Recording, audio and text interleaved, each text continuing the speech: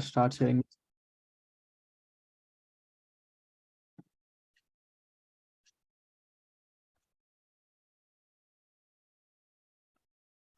Are you guys able to see my screen?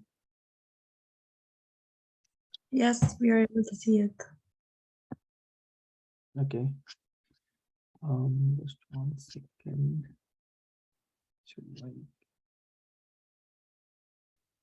Okay.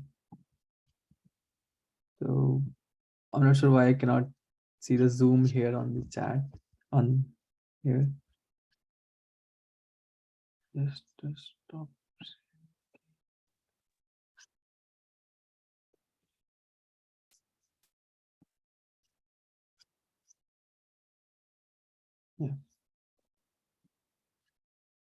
Yeah. So yeah, I hope now everyone is able to hear me and see the screen, right? Yeah, yes. Okay. Yeah. So yeah, so today we all are here for Quantum 101 session, and I'm Sanjay Vishwakarma. I'm a research software engineer at IBM. I'm also a Qiskit advocate and founder of QuantumGrad. So before beginning this session, I just want to inform you all guys that you all can have an informal discussion here. Like, don't consider this session as a classroom session where I'm just teaching some stuff and you're just listening. Feel free to ask n number of questions, and let's have this session a fruitful session. Okay.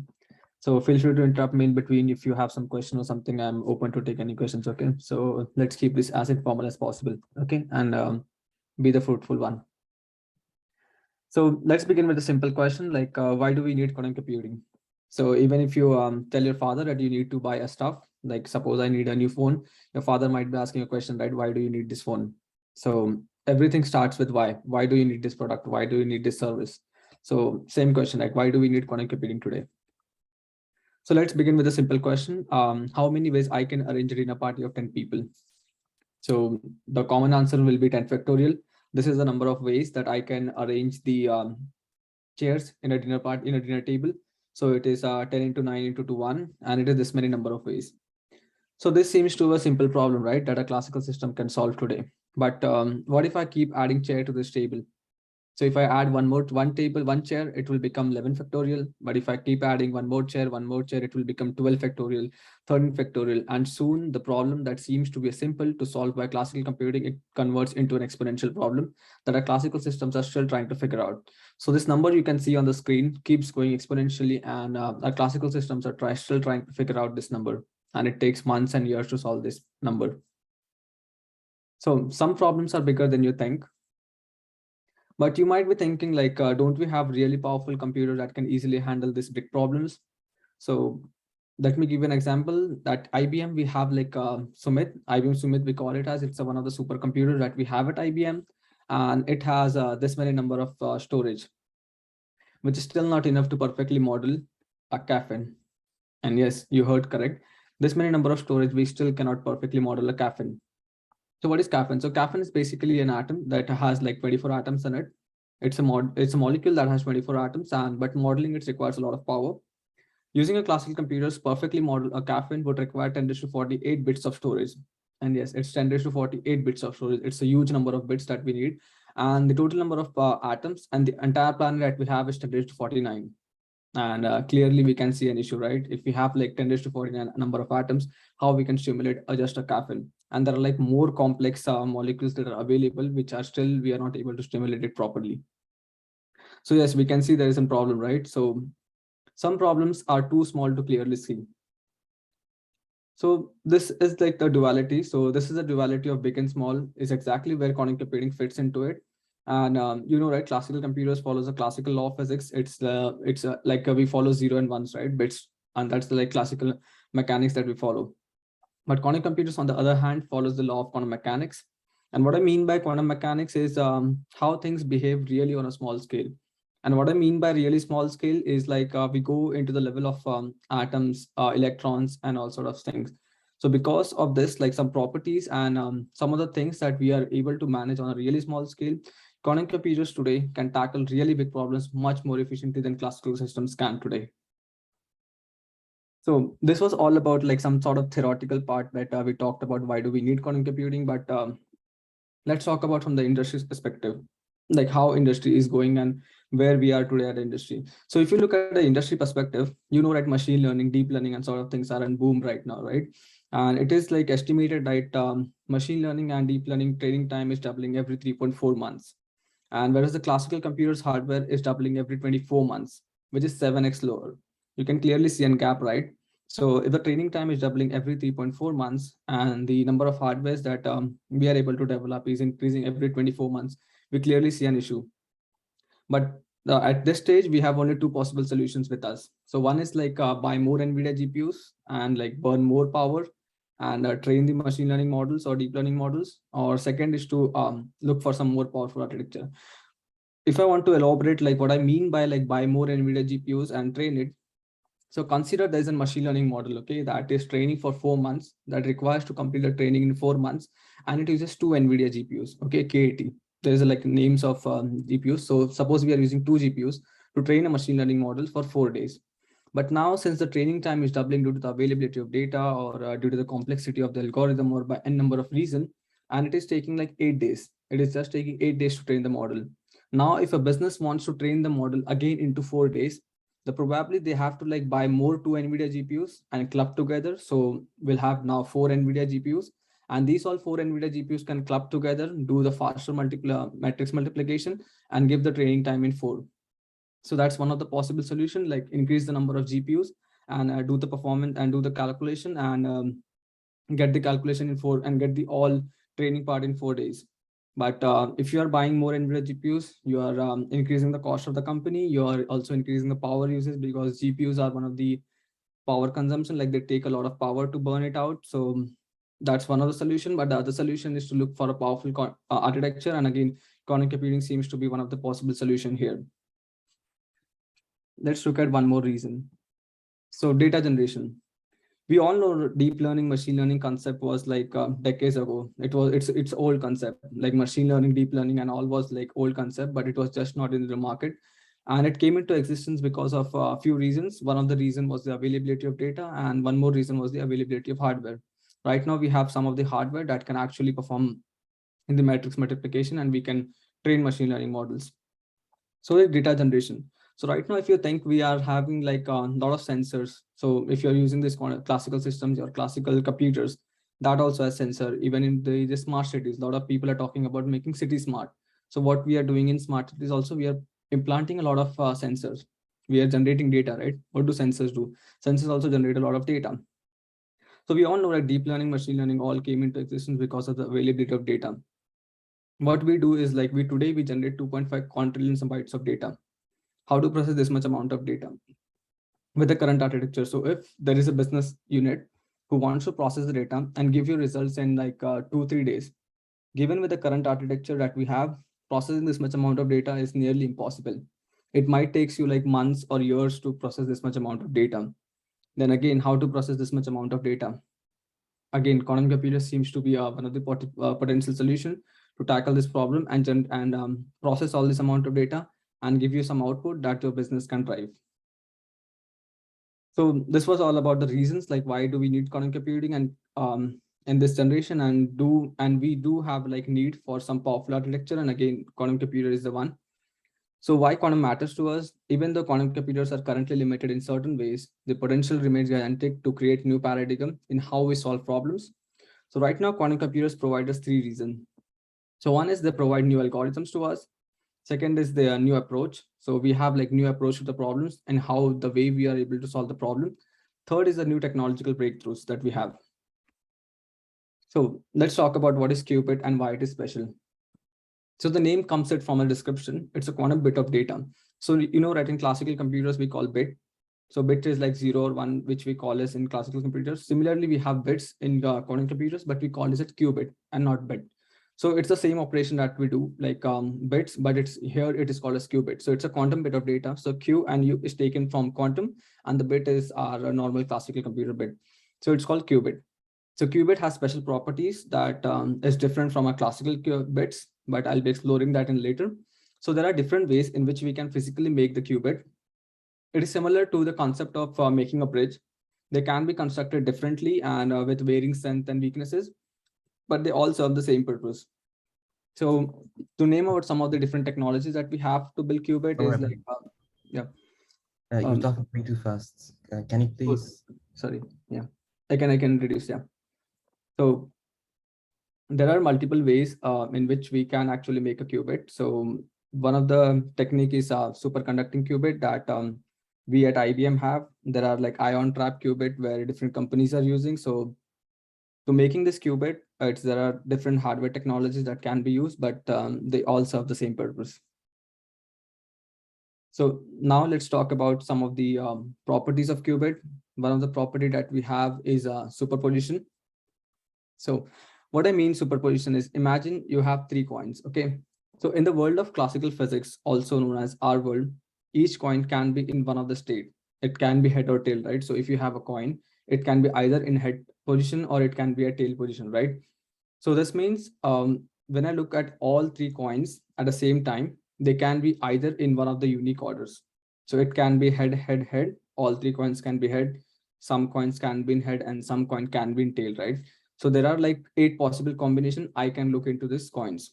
But in the world of quantum, also known as the size of atoms and electrons, each coin can be in both states simultaneously. And yes, the coin can be head and tail both at the same time. It is in classical, it can be head or tail, but in quantum computers, the coin can be head and tail at the same time. The coins in which are these state, it is called a superposition, and they're all into 8 unique order. I can see all at the same time. So let me explain the power of it, what I mean. So with the superposition, if I want to explain the power, in classical computers, if I want to look at the all 8 states, which I explained in the previous slide, if I want to see all the different state of 3 coins, I need to run my program 8 different times, right? I need to run the program 8 different times to see all the 8 possible combination of the coin. But in quantum computers, I only need to run my program only once to see all the 8 states. And thanks to superposition. So for n qubits, we have 2 raised to n states. And this gives you like exponential computation power, because we can actually get all these states with less number of qubits and only running the program only once, irrespective of classical computers where we have to run the program 8 different times. So this is one of the property that we extensively use in quantum computers, which is called a superposition. Let's talk about the second property, which is called entanglement. Remember how in one of the slides I said like quantum mechanics can be weird, right? So even Einstein was surprised by this action, and he called this as a spooky action at distance. So this is one of the weird thing, and it is hard to describe like what's going on in this slide, but essentially, if you take 2 qubits and they are entangled together and they become somehow correlated. So even if I separate the 2 qubits, like if I keep 1 qubit in Dubai or if I keep 1 qubit in United States, when you observe something about the other qubit, you learn about the qubit that you have. So no matter how far I can like keep the qubit away, I can keep it universe apart. But if I measure like if I tell that this qubit is a head, the second qubit will also tell that I am also head.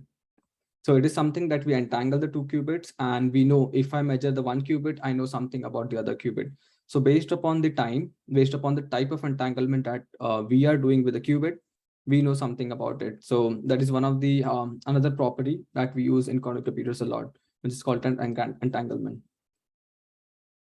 So to summarize, like to just to slow down and to summarize like whatever I have covered till now. So quantum computers use a special bit of data called qubit, which follows the law of quantum mechanics. We use this law to our advantagement, enabling us to put qubit into superposition or to create entanglement. So using these techniques and properties that I showed you in the previous slide, it is estimated that a quantum computers will only need 160 qubit to perfectly model a caffeine, which is much more manageable than 10 raised to 49. So imagine there is like 10 raised to 49 number of bits, but only, and imagine on the other hand, you have 160 qubits. So obviously like 160 qubit is much more manageable than 10 raised to 49. So till now, if anyone have any questions, something I can take now, or else I'll move forward with the other slides. I think I have a question. Yeah, feel free to unmute, or you can. What's the relationship between like, the 160 qubit and the 10 to the power 49? Like, like how is it more efficient? Yeah, it's more efficient, right? So suppose if there is a huge number, okay, I give you, suppose I give you 10,000, okay, and represent this number in the classical bits. So how you'll do 10,000? You'll probably convert the 10,000 into binary numbers, and you'll do it to 1 0, and right, binary 1 and 0. You'll convert the number into 1 0 form, and you will think about like how many bits you need. Suppose 10,000, you require how much? Suppose you require 18 bits, 18 classical bits to represent. So that's 18 number, right? But if I want to represent 10,000 in quantum computers, I only need like suppose 3 qubits. So 18 qubits and 3 qubits, there is a difference, right? So I can manage 3 qubits very much efficiently than managing 18 qubits. So that's the replication. Like if I have 160 qubit and 10 raised to 49 is a huge number. It's a super huge number, and we need to like need a lot of storage devices to store the number of bits and everything. So it's like the number of bits you need to represent. So if I have only 160 qubit, I can represent more, much like larger data with a less number of qubits. But if I want to represent the same data, I need 10 raised to 49, and 10 raised to 49 is like huge number of like 1010. It goes on, it's a huge number. So I'm not sure if that's all boils down to the number of bits that you need to represent the data. I'm not sure if I answered the question properly, but it's just the bits, less number of bits are needed, which are much more manageable in terms of calculation, in terms of storage, and yeah. So basically, is the number of qubits the exponent number of the number of bits we have to convert to the classical bits, or did I get it wrong? Yeah. So 160 is basically a different qubit. So qubit is something that is different than a classical bit. So 160, you can consider this as a material. So you can consider this as a person. So if there is a task, like you have to build a house, okay, and for building a house, there are like 20,000 employees needed. But if you use some efficient organization, they are able to build it in 160 manpower only. So there is always like less number of men required to build the same house. So obviously you'll be saving in the power, saving in money, and all sort of thing, right? I'm not sure if you got the answer or not. Okay, I got the answer. Thank you. Yeah, it's just the less number of bits, and right, managing 160 people is much more efficient than managing 20,000 people. If I want to manage 20,000 people, I need to have that much capacity and storage and food and everything, right? So, but in qubit, in quantum computers, we need only 160 qubit to build the house, which I can manage much more efficiently than managing 10 to 49 qubits to do the same amount of tasks. So it's quantum computer is considered to be much more efficient in performing the modulation of this caffeine.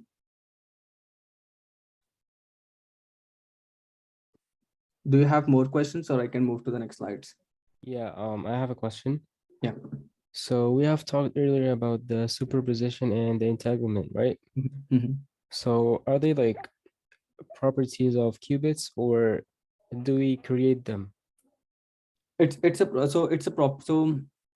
like if you have classical bits, so you have zeros and one, right? If you want to multiply two numbers, you perform some operations on them, right? I'll be like covering in the next slides, like how we can perform operation, but superposition and entanglement are operations that we perform on the qubits. So you have XOR gate and all, right? In classical computers, you have XOR gate. So if you want to multiply two numbers, you put some gates in front of the bits, right? Similarly, superposition and entanglement are some of the states that we make of qubit by performing some operations. I'll be covering this in the next slide, and we'll be seeing how we create superposition and entanglement. It's one of the properties of qubits. Okay, got it. Yeah. So if you have like more questions, like feel free to just interrupt me in between. And I have a question. Yeah, go ahead. I just want to ask, I might have to be a scientist in quantum computer to join in quantum physics to join the field of quantum computing, or which level I have to pass to join quantum computing field. Yeah, I'll probably answer. Ahmed, I'll just answer your question on the last, because I do have a slide for specifically for this answer. So I'll answer your question in the last. I do have a slide for that. It's a good question. Okay, thanks. Yeah. So I'll just move to the next slide, and I'll answer, like, if at the end also of the session, we'll have some time to have some Q&A, and that time feel free to ask any questions. Okay. And yeah, so let's talk about like how a quantum computers looks like today. So at IBM, the quantum computers looks like a big chandler. It's full of cables for sending data and maintaining the environment. So if you look at more at the way bottom, there is a quantum processing chip, which is about the size of a stem. So we do have, like, in how in classical computers we have a processing chip, in quantum also we have a quantum processing chip, which is about the size of the stem and which is always placed at the bottom of the quantum computer. So when you zoom in this quantum processing chip, right, you can see the dark blue lines, dark blue squares you can see on the slide, right, which are called as qubits that we were talking about, right, the coin. So the dark blue squares that you can see is a qubit. The swiggy lines are the microwave resonators, which is how our coins talk to each other, and the quantum computer is sending instructions. To work this, the entire setup to work properly, we need to keep this at a very cold temperature, and it is like 0.015 degree Kelvin. And yes, we have to keep this entire setup this much cold temperature. So to maintain this, you'll always see like quantum computers are never left open. Like you won't be seeing like a quantum computer that is just lying outside in the open environment or something. No, it will be always enclosed in some dilution chamber. So this white color you can see, right? It's a dilution chamber that is used to maintain that temperature. So you will never see quantum computer that is lying outside and it's operating. No, quantum computers, you will always see it is enclosed in some chamber. So this is one of the dilution chamber that quantum computers has been kept into. And it is always like qubits are very fragile to the noise, and also they are always enclosed in a glass chamber or something you'll always see. So for maintaining the cold temperature, you'll always see like they will be like enclosed in a dilution chamber, and to avoid noise and everything, they will be always enclosed in a glass chamber. So you'll never see quantum computer that are just lying outside or in the open environment or something. But you might be asking me the question, right? Like if quantum computer has to be kept at this much cold temperature, how we can access quantum computers via classical systems? So here is a small video that I wish to demonstrate, like how quantum computer is accessible via classical systems. So using a classical computers, you send the quantum circuits to us. It goes to IBM systems. IBM systems converts that circuit into pulses. These pulses are then given to the quantum computers. So it goes to the quantum processing chip that I was talking about. So this quantum processing chip converts back, process your circuit and gives the pulses back. These pulses are again given back to the IBM quantum systems. These quantum systems again converts your pulses into classical output, and here the classical output is given on your classical computer. So this is a flow, that mechanism that we follow, and via cloud technologies, we are able to provide access to quantum computers via your classical systems. So let's talk about some of the future of quantum computers and where exactly quantum computers will be living in future. So in this slide, I'll be just explaining about the six field that I feel like quantum computers will be evolving in future, but there are more future, like more applications where quantum computers will be used. This is the limited slide. So one is the finance, and it's a portfolio optimization that a lot of investment banks are doing this. They're able to like optimize a portfolio of different clients where they're possibly able to avoid fraud detection and all sort of things using quantum computers. So there are like leading investment banks like JP Morgan and other banks who are actively like using quantum computers and publishing research papers on that. Second is the random search array. So what I mean by this is, suppose you have a database, okay? You have a large database which have millions of records in it, okay? And on a particular column, if I want to search an element in it, I'll probably have to go to all the rows of that column. So it will be giving me O of n time complexity. I'm not sure if you guys are aware of it, but it's like O of n time complexity, because I need to go to all the elements of the database. Even if some people say like I can use indexing and I can do it in log n time, which is still like not that good speed. But if we use a quantum computer, I can give you the result in O of root n. So there is an algorithm called Grover's algorithm. In one shot, I can give you the database element, and which is like a quantum speed up that we get. So from O of n, I can go to root n. So if there is like O of 9, I can give you O of 3. So there is a quantum speedup that we call it upon, and there's an algorithm for database searches or for any search element. It is called as Grover's algorithm. So this is one of the applications that quantum computer will be coming in future. And the third is the chemistry, which is a molecule simulation, where you can consider this as a drug discovery or something like a COVID vaccination or any vaccination that we need to build out. We can use quantum computer because we will be able to simulate it at a much faster, like not in years, not in like a month, something. We will be able to like molecule the chemistry, like entire chemical in within hours or within days. And that will be expediting the more drug discovery. So there is one more application that you can see in chemistry we have. Then there is one of the emerging field that we have right now is the quantum machine learning. So you might have heard about QML coming into picture. So where we are trying to run machine learning models on quantum computers, and we are able to like proceed a lot better in this. So there is a trending topic on this, which is called as QML, quantum machine learning. The fifth I want to talk about is the encryption. So a lot of people doubt about like quantum computer will be able to break the RSA algorithm. And because we are able to find the factorization number, so we are able to factorize a big number. So right now, if I give you a huge large number, the classical systems are not able to find the factor for it. But using a quantum computer, we are able to like find the factor, which is called as Schwarz algorithm. So we have different algorithms in quantum computers, which we can use to different applications. So for finding the encryption period, we have an algorithm called Schwarz algorithm, which using which we are able to factorize a very huge number within seconds or probably in a minute, which our classical system can take billions of years or millions of years to find. So that's what the we have a future in security as well, where we can provide like more powerful security mechanism. And the sixth I want to talk about is a quantum annealing, where we are able to optimize the tunnel that electrons and pass through a tunnel, and we have the tunneling effect there. So these are some of the future that I feel like quantum computers will be there, but there are like n number of features like cryptography, manufacturing. We have like applications in all domain. So yeah, that's like some of the future of quantum computer. So let's I'm sorry, talk I about, have a question.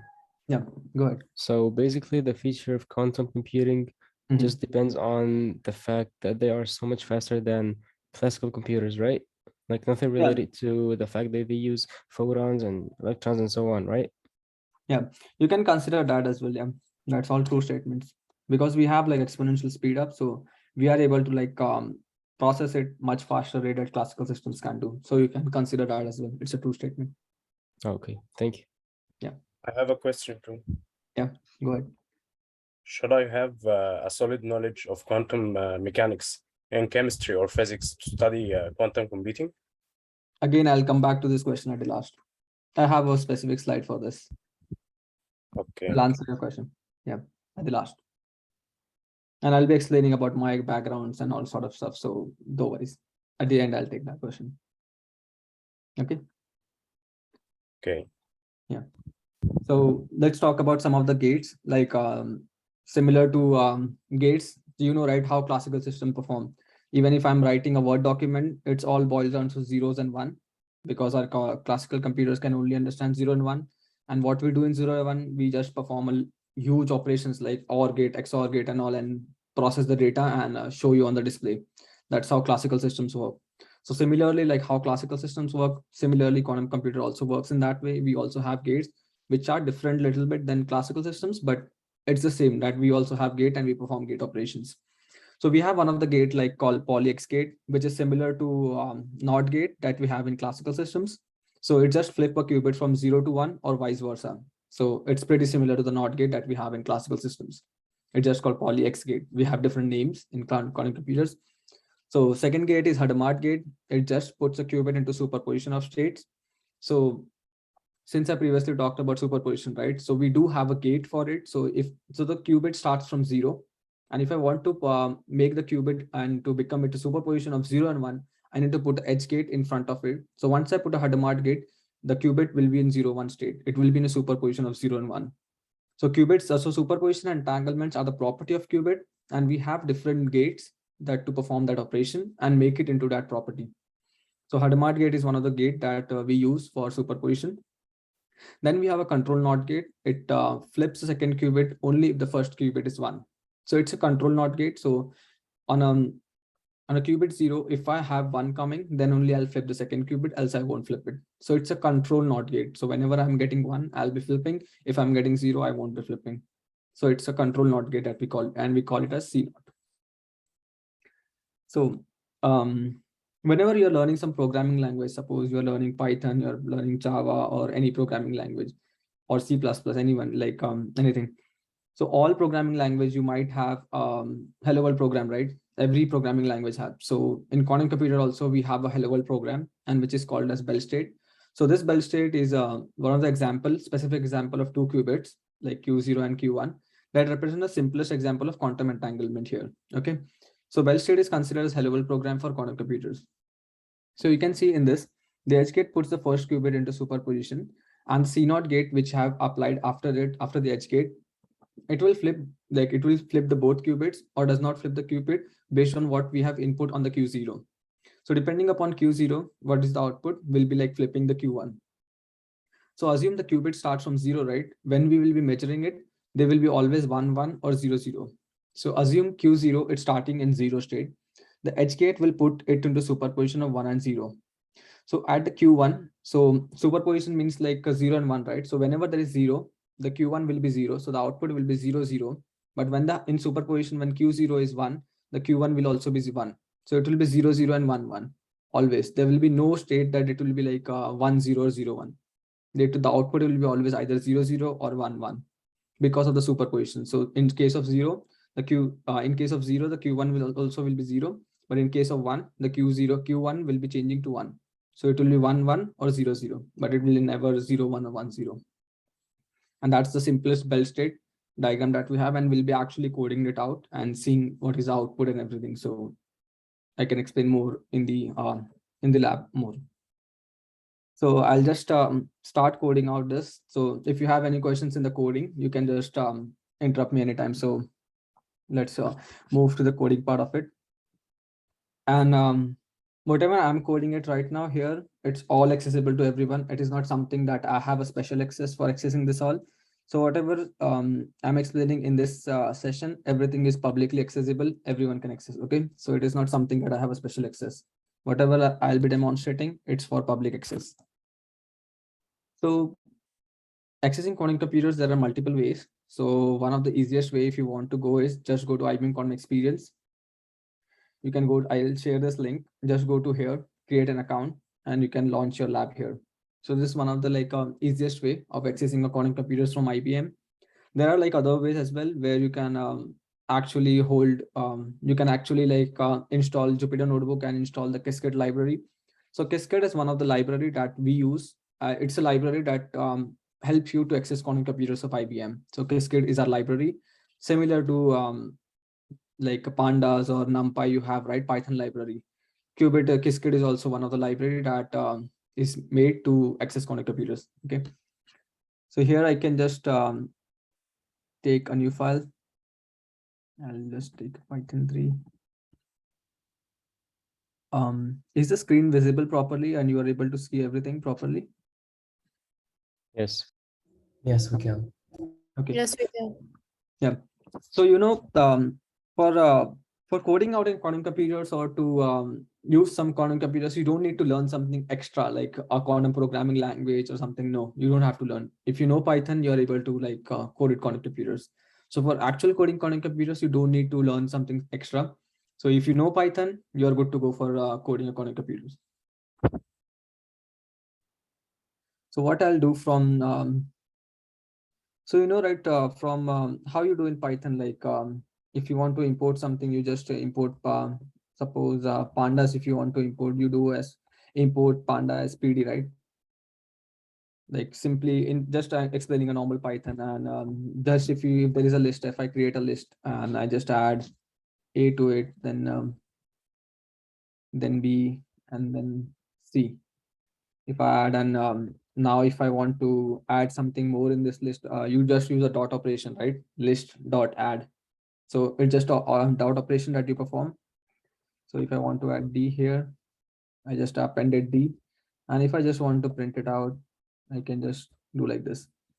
So this is simple Python, right? Like we just use the dot operator or we just import from and all. So similarly, quantum computers will also be similarly same we'll be using. So from now I'll start actually the coding of quantum computers. So I'll just import from Qiskit. I'll just import all for now. So Qiskit is our library, and I've just imported a lot of statements from here. And now I'll take classical registers, in which I told, right, we'll be in the diagram that once the quantum processing chip processes the data, we need some classical bits to store and show you on the classical computer, right? So we need to have a classical register as well. We have a classical register function. I'll just take two classical registers because we have two quantum qubits. 2 qubits we'll be using. And for 2 qubits, I'll take 2 quantum registers. This is our qubit, and we need 2 qubits. And now I have to make a quantum circuit, right? So I'll start making a quantum circuit by using this function called quantum circuit. And again, I'll just pass like quantum register here and classical register here, and my quantum circuit is ready. So, and I'll just do qc.draw. I'll just explain this. Sorry.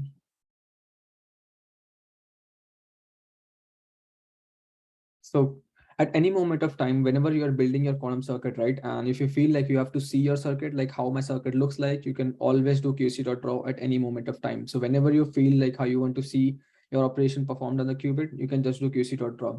So till now, what I have done, I've just taken 2 classical registers to take my output of the 2 qubits into my classical qubit, into my classical bits. And I have 2 qubits taken, and which is called quantum registers. And I have used a parameter called like a function called quantum circuit, which is taking like the quantum registers and the classical registers as parameter, and it is building a small circuit. And this is the circuit that we built till now. It's like qc.draw if I can do, and I can see my circuit looks like this. So what I'll do, I'll again perform a dot operation here, and I'll put the Hadamard gate, which is called as H, and I'll put on the qubit 0. So I'll just do qc.h.0. And again, like I have just put my Hadamard gate, and I'll again do qc.draw to see how my circuit is looking right now. It is as simple as this. You can always do qc.draw. And when, since I told right in the list how you do, if you want to add an element, you use a dot operator, right? List dot append. Similarly, if I want to add something to my quantum circuit, I'll always do dot. So it's qc.draw. Like qc.h also and qc.draw all starts with a dot operator. So from dot h, I've applied Hadamard gate to the q0, and qc.draw has made the shown me the output of my circuit till now, how my circuit is looking like. So again, I'll put cx gate. Cx stands for the C0 gate that I was talking about, and it will be the control qubit will be 0 and the target bit will be 1. So again, I have put my Hadamard the C0 gate. Again, I'll draw qc.draw to see how my circuit is looking like. So yeah, I have put the C0 gate as well as shown in the diagram in the previous presentation. I have put the C0 gate as well here. Now, since I mentioned right in the diagram, I need to take the measurement of these 2 qubits on my classical qubit. So what I'll be doing is qc.measure, and I'll put quantum registers output on my classical register. So qc.measure quantum register output on classical registers. So again, I'll do qc.draw. And yeah, this is the complete bell state diagram that we built it out within using few instructions. So I just did like the Q0 output should be coming on QC0, and Q1 output should be coming to C1. So that's like how the quantum processing chip output will be presenting on the classical computers. Okay, so now I can like I have like 2 options. Either I can send this circuit directly to the quantum computers, or I can simulate this quantum computer on a simulator, on a classical simulator, which behaves like a quantum computer, but it's a classical simulator to make sure that there is no error in the circuit. So what I do is like before sending any circuit to quantum computers, I send it to the classical computers, classical simulator first to see if there is any error in my circuit. And then once I'm satisfied with my circuit and the results are good, then I'll be sending to the actual quantum computer. So to just take a run this circuit, I just need a backend, which is on which I'll be running. So I can take backend from VR dot. And these are all simple functions that you can remember, because even if you use pandas or something, you know, right, data frames and all, you need to know something, different functions. So similarly in quantum computer also, you need to know what different functions, and by time like you will be learning this all. So I can take a backend where I'll be running the this quantum computer. So I'll take AER simulator. Just 1 second.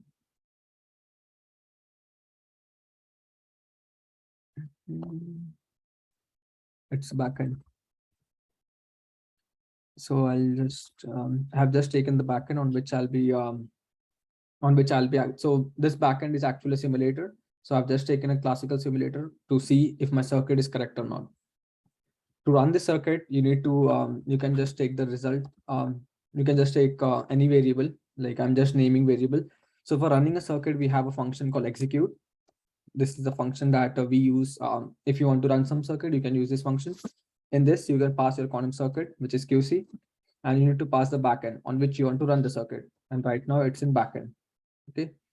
And yes, the results has been taken into the result variable. Now, if I want to get results from this job execution, I can just do result. So I'll take result.result. So you have to use like dot result to extract the result from our job execution. And now if I want to display the output, I have a module in Qiskit, which is called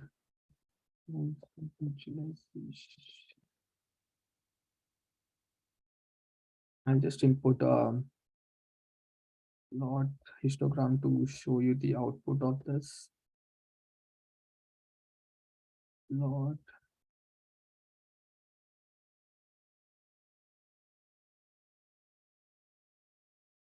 So to just display the result, I can just use a plot histogram, and I'll again pass the results dot get counts. So some of the modules are there. You can just use on the visualization module. You can just import the plot histogram, which will be helpful to you to visualize the result. So you can just pass get counts, and get counts will extract all the counts of the circuit, and we're displaying it. So from the plot histogram, you can see, right, the output is 0, 0, and 1, 1. And this will be the output because the qubit 0 is in superposition of 0 and 1. So for 0, it will be 0, and for 1, it will be 1, because we have a CNOT gate, right? So this is one of the expected output that we have, and I'm satisfied with the result because this is the expected result that I have. And now I can like send this circuit to actual quantum computer because I think my circuit is correct and the expected output we have. So now if I want to send this circuit to actual quantum computers, you need to follow this instruction. So you need to do IBM Q.load account. This will actually take your login credentials that we had that you will be using to log in this IBM quantum lab. This will be like tokenizing and using your credentials. And again, you need to get a provider, like who will be providing this entire service. So again, you can use IBM Q.get provider. And in this case, our provider will be IBM Q. So now again, I'll replicate the same step. Again, I'll take the backend, but in this case, I won't use a simulator. I'll use a real quantum device. So I can do provider.get backend. And we have multiple like quantum computers, and I can use any of them. I can just use IBM Q.Q2. So this is one of the name of, so we have multiple quantum computers deployed all across the world. So I can use any of them. So I've just used one which is called IBM Q2 underscore. It's a name of a quantum computer. So again, if I want to send the job, I'll just use the execute function, which I used before. And this also, again, I'll put my quantum circuit.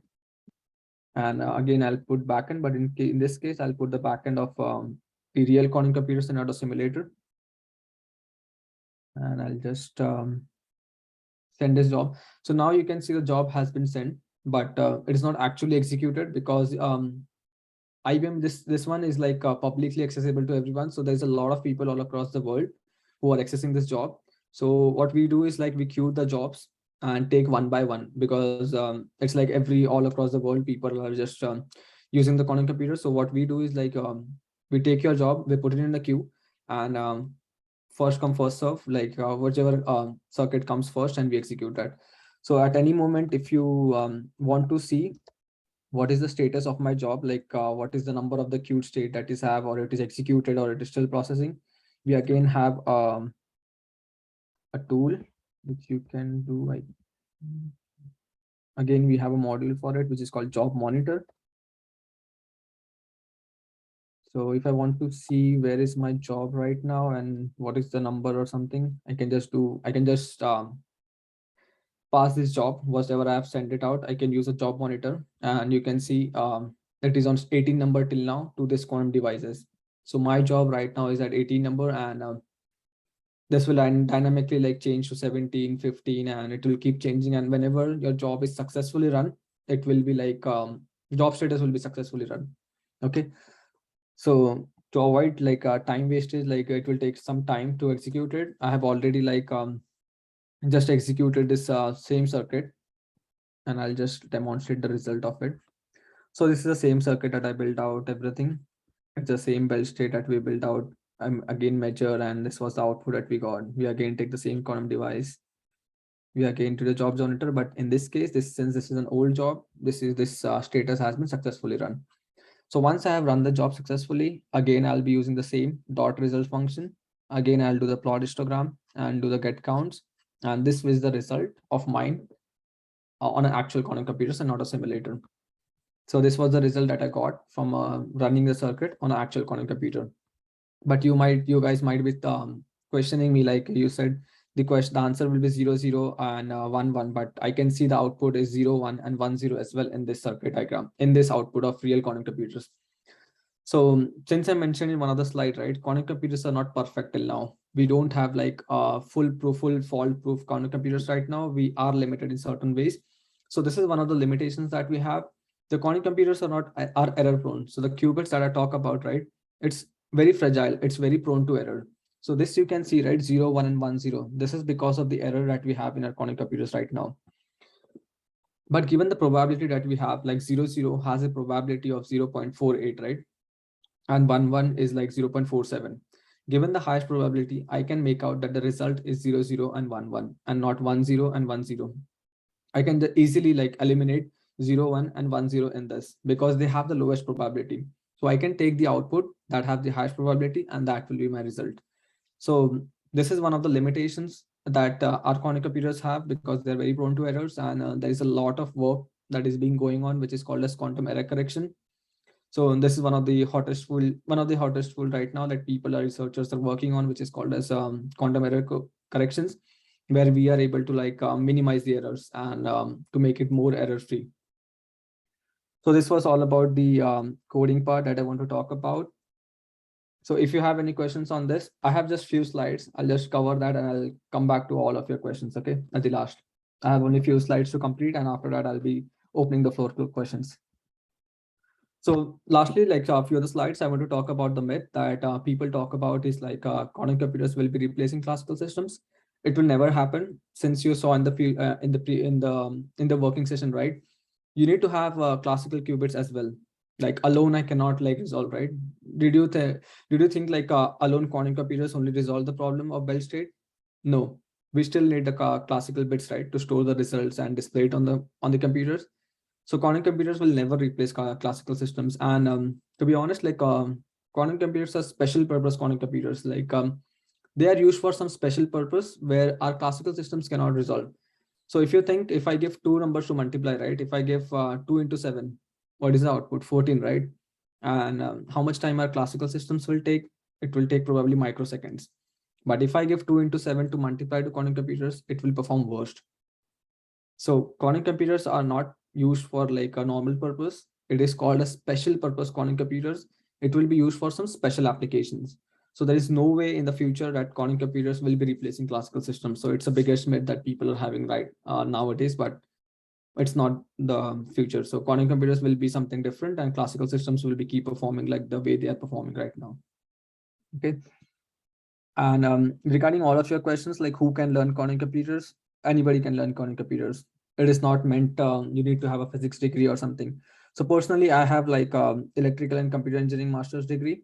So I too don't belong to a physics background. It's just like anybody can learn quantum computers. You don't have to be like a mathematician or you need to have a physics chair. We need people from everybody. We need people from all the community, because if I'm a quantum physicist and I'm building quantum computers, I need someone like who can who can explain me or guide me to have an application in finance. So I need people from finance department to join quantum computers and learn. I need people from chemistry background to learn quantum computers and see where we can have a quantum application, which is called as quantum advantage. So we need people from diverse background, and there is no prerequisite like you need to be physicist, you need to be a mathematician, you need to be this for learning quantum computers. No, anybody irrespective of any field can learn quantum computing. To be very honest, I'm also not from a physics background, but I do learn quantum computing on my own. And yeah, and this is one of my contact details I want to share about. So if you have any questions in future, you can drop me a mail to this email ID, or you can also DM me on a LinkedIn, and I'll be answering your questions. And before closing this session, I want to talk about QuantumGrad. So I'll just talk about what is QuantumGrad and how you all can use it for your benefit. So if you just go on, what is QuantumGrad? So you can just go on quantumgrad.com, and it's like just a one-stop solution for all quantum related information. So here it's a global content creation platform where people can come and write articles on quantum computers. So you'll find a lot of great articles here written by people here. And if you want to stay up to date with the news, we have a news section here. Sorry. And you can just come and like read a lot of news to stay up to date with the knowledge. And there's also like a lot of publications. There is like events happening all across the world, and events are one of the best way to learn quantum computers. So you can get up to date with all the events happening across the globe. Similarly, we have jobs, internship positions, like postdocs and all information here. Then there are some books. If you want to try out some books on quantum computers, we have a compiled list here. And yeah, we have like YouTube channel and Instagram where we keep posting about something about quantum computing. So here we have a lot of, so IBM has a certification program, and we have just made a lot of videos here where you can freely prepare. And similarly, we have like a Discord server where there is a lot of industry expert and mentors who can help you out with their doubts. And then there is like Instagram account, LinkedIn account, and all you can, and we also send like weekly newsletters. So you can just go ahead and just sign up here, and you'll be like receiving a weekly newsletter, and you can stay up to date with all the knowledge of this website. And yeah, with this, I conclude my session, and feel free to ask any questions you have.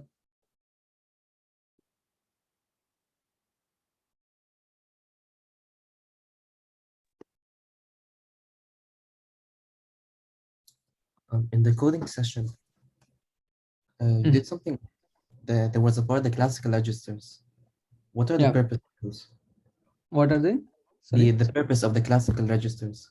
Yeah, to get the output so you know, right, the quantum computer quantum processing gives you the output in pulses, but I cannot how to demonstrate pulses on a classical computer. I need to convert that pulses in quantum in classical bits and demonstrate on the quantum computer. So we need classical bits to store the result and give output. On the video that I showed, right, we convert the pulses into quantum classical bits and demonstrate on the classical computers to store the results of quantum computers, to be a short answer.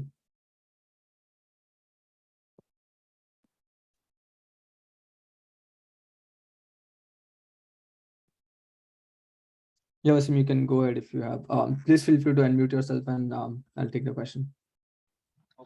So we've already covered how we apply constructive and destructive interferences on the signals coming out of the quantum computer to get the results that we already want.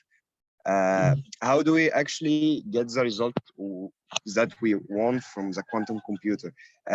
Say, for an example, we want to hack a 3-bit password. How do we actually get the value of the password through applying constructive and destructive interferences without actually knowing the actual value of the password?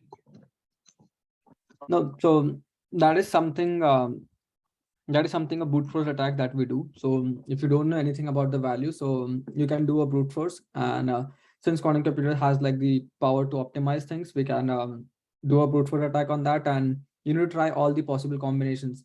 And the interference that you're talking about, right? So interference is something that it used as a property in qubit. So since I mentioned right on the diagram on this, there is this output coming 0, 1, and 1, 0. So what we do is like in interference, it is pretty similar to your earphones. Like many people use Apple AirPods, right? And it has noise cancellation feature. So what we do is like if there is a negative wave coming out, we make one more pulse, which is a positive, which is of equal amplitude but opposite amplitude, and we just cross it off so that the errors come down. So it is interference is something pretty similar to the noise cancellation that you use. Whenever there is a negative thing or positive things, and if you want to cancel out, we just make new pulse and with the same amplitude with opposite phase, and we just do it. So do you answer our question? Yeah. So looking on this example on the screen with the 0, 1 and 1, 0 states, we see what outputs have low probabilities or noticeably lower possibilities than the other states, and we apply destructive interference to eliminate those results. So, am I correct? Yeah, this is already like applied. So this result is with interference. Like interference is already applied in the background, and this is like and you know, right, we cannot like fully make it out 0. That's what like we are limited right now. So this result you can see is with interference, and with interference we are reduce the probability to 0.02 and 0.03. This is with interference. But and we get yeah. And we get what's the possible output, what's the expected output from classical algorithms and classical computers, like brute forcing the program to get what the expected values are, and then apply the interferences on the quantum results and get No, that's not the way how interference will work. So just like if based on an application that if you are planning to like simulate something, and once you have the result, so suppose if I get a result like suppose there is no interference concept introduced till now. So if I was just running this Bell state, right, this probability might have higher. So if this probability comes out to like 40% or something, and this probably comes out to a 50%, you cannot make it out, right, which is the actual result from it. But now the probability is high, so that's what I can make it out like 0, 0 and 1, 1 is the actual answer for this. But since we are using interference and all, this probability and all reduces to a low number that we can easily make out from our eyes. Like, yeah, this is a low probability, I can easily discard it. So interference is something that is used with quantum computers beforehand. And it is not, it is one of the properties you can consider, like how superposition and entanglement is here. Interference is also one of the properties of qubit. Okay, thanks a lot. Yeah.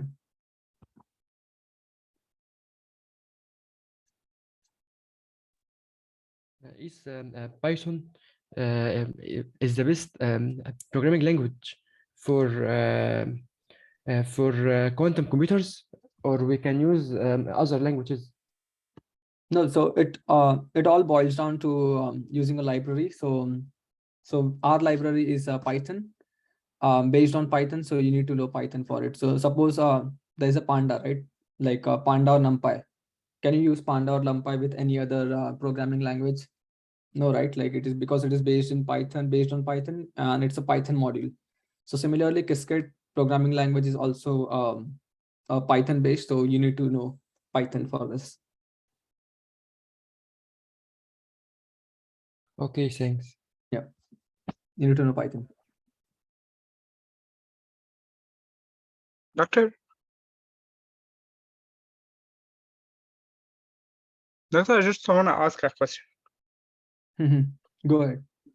What's the best courses can I take to learn quantum computing? Do you suggest anything?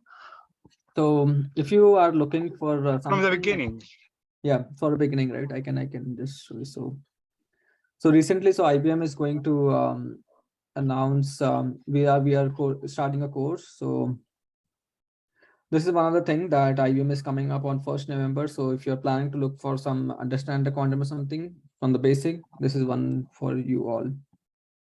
So I'll just post it in chat. So just to go with this for now. I'm not sure. or I can share with Hamza or maybe I'm not sure what's the name. Or you can just see on my LinkedIn. That's my first post if you have. So this is one of the course that IBM is going to launch in from 1st October. So probably you all should, and it will be free for everyone. So I think one of the best courses right now, like one of the free courses, you can go ahead with this. Okay, and then yeah, sorry. Good. And what's the career map after not career map? What is the roadmap for learning quantum computing after finishing that course? What I have to do? What the skills I have to master to know? Yeah, I'm efficient to work in this field. So it's all boils down to like you need to learn some mathematics, and there is a free textbook as well. So if based on your interest, so there is a Qiskit free textbook from IBM. So you can actually use this textbook, and this textbook has like many of the applications, and you can like if you're interested in machine learning sort of thing, you should go for a quantum machine learning. But if you are interested in something else like a Schwartz algorithm or something, you should go for that. So based on your interest of application, like we have all the algorithms here, and we have like what is quantum like prerequisites also we have. So this is a free textbook that is available to everyone. And these are some of the algorithms that I talk, right? Grover's algorithm, Schwartz algorithm. So actually you can use this, and there's a lot of things you'll be keep exploring. Like we have like quantum image processing as well. There's a lot of things here. So feel free to go to this textbook and you'll understand a lot of things. Okay, and Doctor, I have a small question. Yeah, go ahead. No issues. I get entered late in this session. If this session is recorded. Yeah, the session is recorded and the recording will be posted soon. Okay, thank you. I'm sorry, Doctor, I have a last question. No issues, like you can ask a number of questions. I'm here to answer all questions today. Yeah, thanks. What's the difference between using Python for quantum computing and using a specific language programming as a Q programming language? What is the difference? So, so you can use Java also. You can use any programming language, but it's just like there's a company like who has built a library for you to use that and simplify the process. Why do we use library? So why do you use NumPy or Pandas? Because it makes data frame much more accessible to us, and within few instructions we can perform like if there is an operation that will take like 10 to 20 instructions to follow. But what this wrapper class do, they simplify all the process and make it into 1 or 2 instructions. So that's how the library is made, right? So for accessing IBM quantum computers, you need to have this library, because this is all like whenever I'm doing this QC.draw and all, right, and at the background it's like doing a lot of operation. It's giving input and output and visualizing it properly.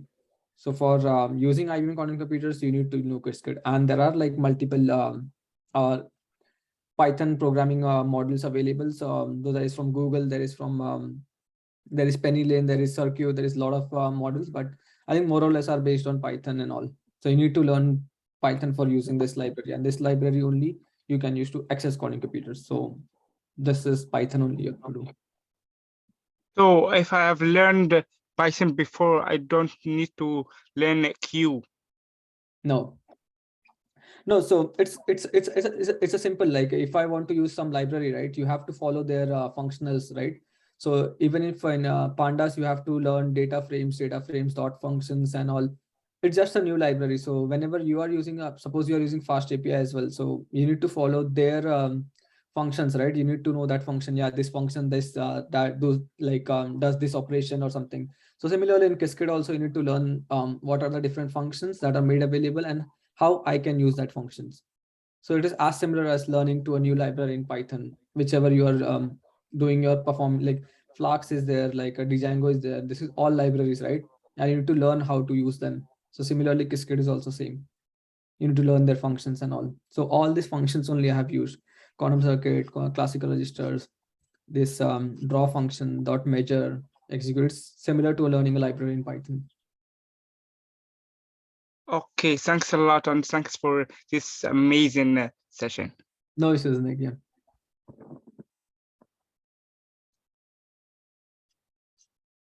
So let me know more questions if you have.